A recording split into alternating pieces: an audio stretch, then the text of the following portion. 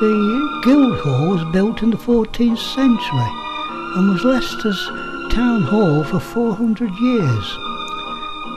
This is the door of the original entrance which led one through to a courtyard which is surrounded by the buildings of the Great Hall, the Mayor's Parlour and the jail block.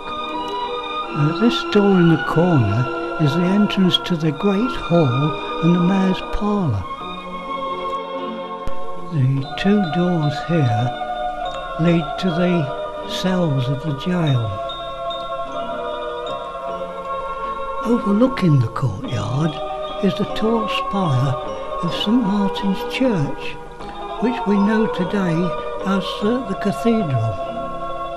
This clock on the wall of the courtyard is a replica of a clock in All Saints Church in Leicester, and the 17th century figures strike the hours. Now let's look inside the Mayor's Parlour. The room is panelled in oak, and there is over the fireplace a beautifully carved overmantel. This was installed in 1637 at a cost of £23. The strange chair at the side of the fireplace is the recorder's chair, who took notes during court procedure. Another strange chair is the Mayor's chair. This had two columns each side of the seat, and at the top the royal arms of Charles I. We're all familiar with graffiti these days, but in the 19th century, workmen who were reglazing these windows added their own contribution. There's 1807 scratched in the window and the skull and crossbones. The floor of this room is built of massive oak planks, quite a contrast to the floor of the Great Hall, which has stone slabs, although in the 14th century it was a plain earthen floor, with an open fire in the centre and with smoke rising from it to a vent in the ceiling.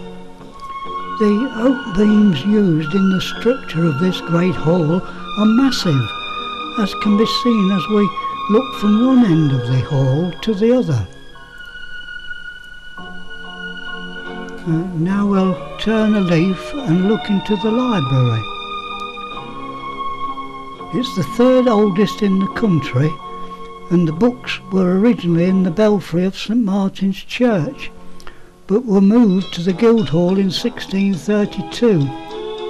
They are written in Latin and are very well preserved for their age.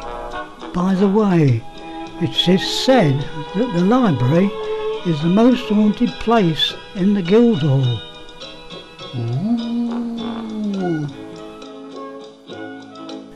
Earlier on it was mentioned about strange chairs.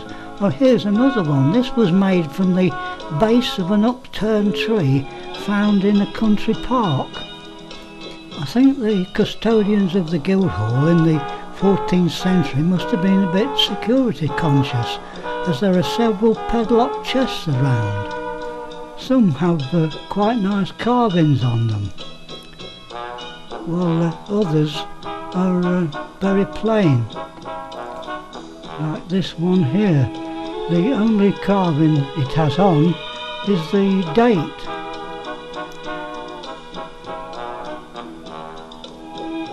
This one, however, is nicely carved, but sadly the padlock is missing. This too is nicely carved. Next door to the library is a bedroom of the recorder. Now, he was a local judicial officer who came to the Guildhall 3 or 4 times a year to preside over the quarter sessions. He was an important guest, second only to the mayor, and a bedroom was provided for him and his servant. I wonder if he ever met this notorious pickpocket, Peter McVoy, alias Cranky Jemmy. This is the door of the cell where the criminals were put in whilst awaiting their trial. The really hardened criminals were put in these gibbet irons, and hung high up on a pole for all the public to see. Well, that brings this short tour to an end, and we're back where we started, in the courtyard.